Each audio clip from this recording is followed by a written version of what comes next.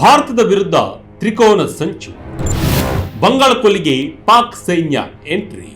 S ವೀಕ್ಷಕರೇ, ಭಾರತದ ವಿರುದ್ಧ ಪಾಕಿಸ್ತಾನ ಸೈಲೆಂಟ್ ಆಗಿ ಸಂಚು ರೂಪಿಸ್ತಾ ಇದೆ.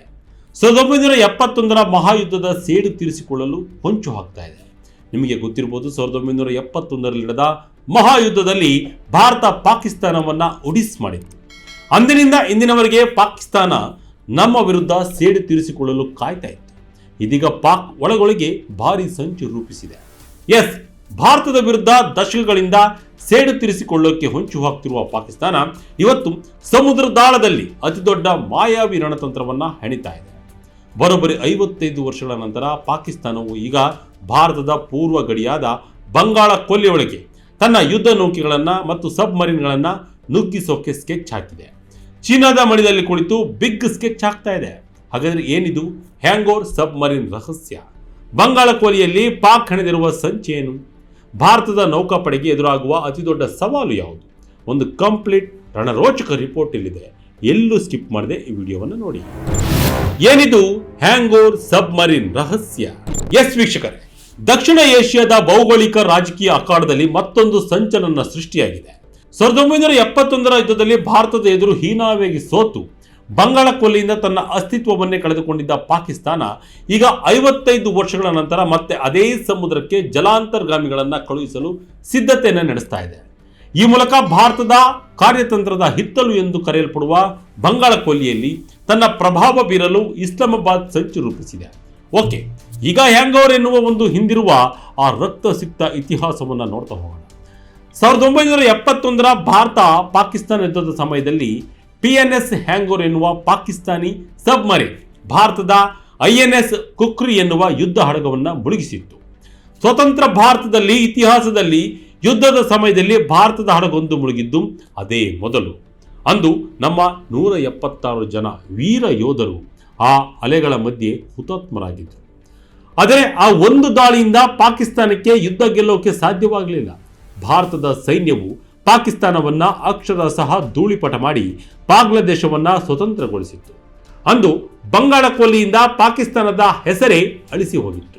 ಆದರೆ ಇವತ್ತು ಬರೋಬ್ಬರಿ 55 ವರ್ಷಗಳ ನಂತರ ಪಾಕಿಸ್ತಾನವು ಚೀನಾದಿಂದ ಹ್ಯಾಂಗೋರ್ ಕ್ಲಾಸ್ನ 8 ಅತ್ಯಾಧುನಿಕ ಸಬ್ಮರೀನ್ಗಳನ್ನು ಪಡೆದುಕೊಂಡಿದೆ.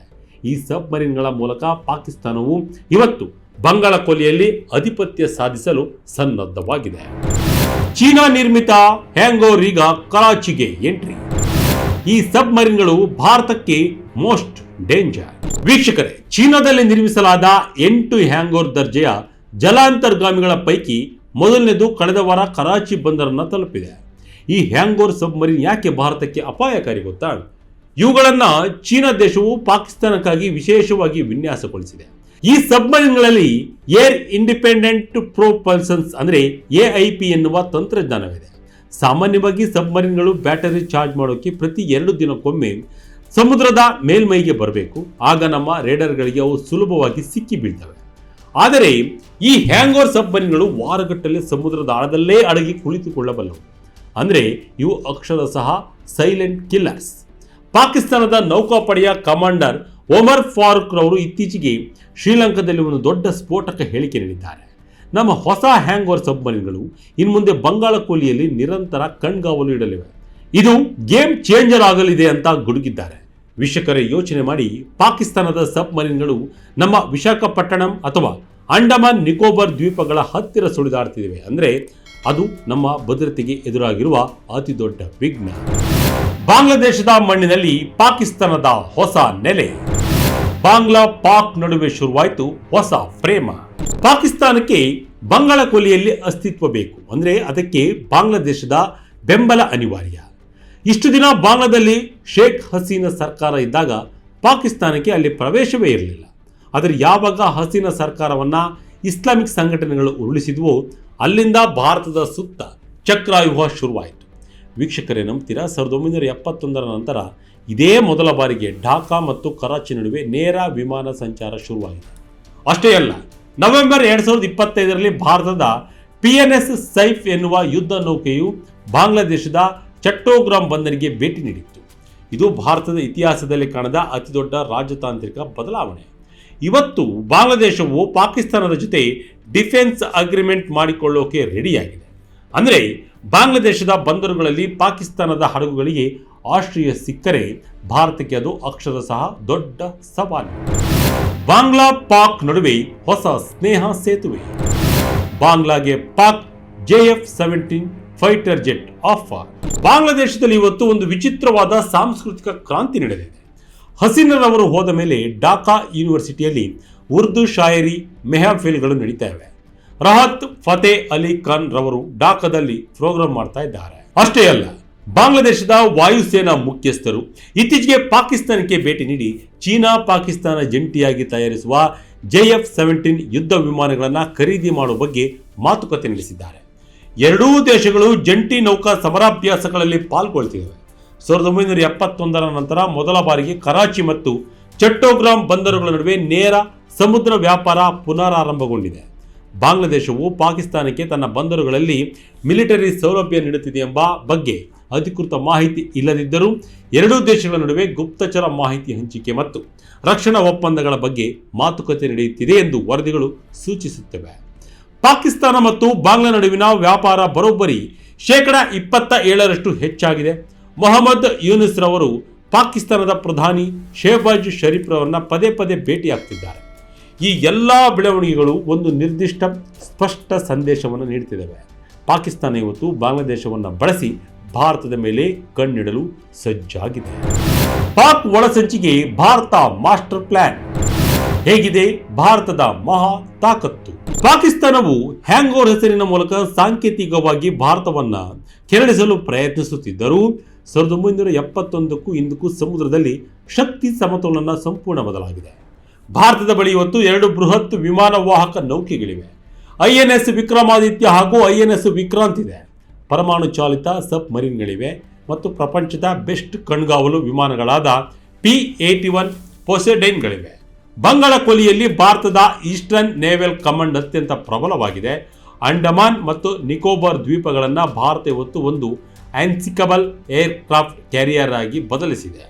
ದೂರ ವ್ಯಾಪ್ತಿಯ ಸಮುದ್ರ ಕಣ್ಗಾವಲು ವಿಮಾನಗಳ ಮೂಲಕ ಬಂಗಾಳ ಕೊಲ್ಲಿಯ ಪ್ರತಿ ಇಂಚಿನ ಮೇಲೆ ಭಾರತ ನಿಗಾ ಇಡ್ತಾ ಇದೆ. ಪಾಕಿಸ್ತಾನದ ಹಡಗುಗಳು 12 ನಾಟಿಕಲ್ ಮೈಲು ದೂರದಲ್ಲಿದ್ದರೂ ಅವುಗಳನ್ನು ಟ್ರ್ಯಾಕ್ ಮಾಡುವ ಶಕ್ತಿ ನಮಗಿದೆ. ಇಲ್ಲಿಯವರೆಗೆ ಭಾರತ ಈ ಭಾಗದಲ್ಲಿ ಯಾವುದೇ ಸವಾಲಿಲ್ಲದ ಪ್ರಾಬಲ್ಯವನ್ನು ಹೊಂದಿತ್ತು. ಆದರೆ ಪಾಕಿಸ್ತಾನದ ಜಲಾಂತರ್ಗಾಮಿಗಳ ಪ್ರವೇಶ ಈ ಭಾಗದ ಸಮತೋಲನವನ್ನು ಕದಡಬಹುದು, ಭಾರತಕ್ಕೆ ತಲೆನೋವಾಗಬಹುದು. ಅಂತಾರಾಷ್ಟ್ರೀಯ ಕಾನೂನಿನ ಪ್ರಕಾರ 200 ನಾಟಿಕಲ್ ಮೈಲಿಗಳ ಆಚೆಗಿನ ಅಂತಾರಾಷ್ಟ್ರೀಯ ಜಲ ಪ್ರದೇಶದಲ್ಲಿ ಯಾವುದೇ ದೇಶದ ಯುದ್ಧ ನೌಕೆಗಳು ಸಂಚರಿಸಲು ಸ್ವಾತಂತ್ರ್ಯವಿದೆ. ಆದರೆ ಪಾಕಿಸ್ತಾನವು ಬಾಂಗ್ಲಾದೇಶದ ಬಂದರುಗಳನ್ನು ಬಳಸಿಕೊಂಡು ಈ ಭಾಗದಲ್ಲಿ ತನ್ನ ಕಣ್ಗಾವಲನ್ನು ಹೆಚ್ಚಿಸಿದೆ. ಅದು ಭಾರತದ ನೌಕಾ ಚಟುವಟಿಕೆಗಳ ಮೇಲೆ ನಿಗಾ ಇಡಲು ಸಹಾಯ ಮಾಡುತ್ತದೆ. ಇದು ಚೀನಾ ಮತ್ತು ಪಾಕಿಸ್ತಾನದ ಜಂಟಿ ರಣತಂತ್ರದ ಭಾಗವಾಗಿರಬಹುದು ಎಂದು ತಜ್ಞರು ಹೇಳ್ತಿದ್ದಾರೆ. ಚೀನಾದ ಕುತಂತ್ರಕ್ಕೆ ಭಾರತದ ತಿರುಗೇಟು. ಮಲಕ್ಕಾ ಜಲಸಂಧಿ ಬಳಿ ದಿಗ್ಬಂಧನ ಪ್ಲಾನ್. ವೀಕ್ಷಕರೇ, ಪಾಕಿಸ್ತಾನದ ಈ ಎಲ್ಲ ಆಟದ ಹಿಂದೆ ಇರುವ ಅಸಲಿ ಮಾಸ್ಟರ್ ಮೈಂಡ್ ಅಂದರೆ ಅದು ಚೀನಾ. ಚೀನಾಕ್ಕೆ ಬೇಕಿರೋದು ಬಂಗಾಳ ಕೊಲ್ಲಿಯಲ್ಲಿ ಒಂದು ನೆಲೆ. ಅದನ್ನು ಪಾಕಿಸ್ತಾನದ ಮೂಲಕ ಪಡೆದುಕೊಳ್ಳೋಕೆ ಚೀನಾ ಪ್ರಯತ್ನಿಸ್ತಿದೆ. ಆದರೆ ಭಾರತವು ಇವತ್ತು ಅಂತಾರಾಷ್ಟ್ರೀಯ ಜಲಮಾರ್ಗಗಳಲ್ಲಿ ತನ್ನ ಹಿಡಿತವನ್ನು ಸಾಧಿಸಿದೆ. 1971 ಆ ನೆತ್ತರದ ಹಾದಿಯನ್ನು ಭಾರತ ಮರೆತಿಲ್ಲ. ಭಾರತ ಇವತ್ತು ತನ್ನ ಶೌರ್ಯ ಮತ್ತು ಚಾಣಾಕ್ಷತನದ ಮೂಲಕ ಬಂಗಾಳ ಕೊಲ್ಲಿಯನ್ನು ಮತ್ತೊಮ್ಮೆ ಸುರಕ್ಷಿತವಾಗಿರಿಸಲಿದೆ. ಭಾರತದಲ್ಲಿ ಇತ್ತೀಚೆಗೆ ತಾರಿಕ್ ರೆಹಮಾನ್ ಪ್ರಧಾನಿಯಾದ ಮೇಲೆ ಭಾರತ ಜೊತೆಗಿನ ಸಂಬಂಧ ಸ್ವಲ್ಪ ಸುಧಾರಿಸುತ್ತಿದೆ ನಿಜ. ಆದರೂ ಪಾಕಿಸ್ತಾನದ ಈ ಒಳಸಂಚು ಮಾತ್ರ ನಿಂತಿಲ್ಲ. ಒಟ್ಟಿನಲ್ಲಿ 1971 ಸೋಲಿನ ನಂತರ ಬಂಗಾಳ ಕೊಲ್ಲಿಯಲ್ಲಿ ಸಂಪೂರ್ಣವಾಗಿ ನಾಪತ್ತೆಯಾಗಿದ್ದ ಪಾಕಿಸ್ತಾನ ಈಗ ಚೀನಾದ ಬೆಂಬಲದೊಂದಿಗೆ ಮತ್ತೆ ಹಳೆಯ ಸೀಡಿನ ಹಾದಿ ಹಿಡಿದಿದೆ. ಹ್ಯಾಂಗೋರ್ ಹೆಸರಿನ ಮೂಲಕ ಭಾರತವನ್ನು ಕೆಣಕಲು ಯತ್ನಿಸುತ್ತಿದ್ದರೂ ಇಂದಿನ ಭಾರತೀಯ ನೌಕಾಪಡೆ 55 ವರ್ಷಗಳ ಹಿಂದಿನಗಿಂತ 1000 ಪಟ್ಟು ಬಲಿಷ್ಠವಾಗಿದೆ. ವಿಶಾಖಪಟ್ಟಣಂನ ಈಸ್ಟರ್ನ್ ಕಮಾಂಡ್ ಮತ್ತು ಅಂಡಮಾನ್ ನಿಕೋಬಾರ್ ಕಾವಲು ಪಡೆಗೆ ಪಾಕಿಸ್ತಾನದ ನಡೆಯಿಂದ ಸವಾಲು ಎದುರಾಗಿದೆ. ಬಾಂಗ್ಲಾದೇಶದ ಬದಲಾಗುತ್ತಿರುವ ರಾಜಕೀಯ ಪರಿಸ್ಥಿತಿ ಭಾರತಕ್ಕೆ ಎಚ್ಚರಿಕೆ ಗಂಟೆಯಾಗಿದ್ದು ಸಮುದ್ರದ ಪ್ರತಿ ಅಲೆಯ ಮೇಲೆ ನಿಗಾ ಇಡುವ ಅನಿವಾರ್ಯತೆ ಸೃಷ್ಟಿಯಾಗಿದೆ. ಪಾಕಿಸ್ತಾನದ ಈ ಹೊಸ ಸಂಚು ಎಲ್ಲಿಗೆ ಹೋಗಿ ಮುಟ್ಟುತ್ತೋ, ಭಾರತದ ತಿರುಗೇಟು ಹೇಗಿರುತ್ತೆ ಎಂಬುದನ್ನು ಕಾದು ನೋಡಬೇಕಿದೆ. ಇದಾಗಿತ್ತು ಈ ಕ್ಷಣದ ಅಪ್ಡೇಟ್. ಇದೇ ರೀತಿಯಾದ ಅಪ್ಡೇಟ್ಗಳಿಗಾಗಿ Vijaya Karnataka website, YouTube page, Facebook page follow ಮಾಡ್ತಾ ಇರಿ. ಧನ್ಯವಾದಗಳು.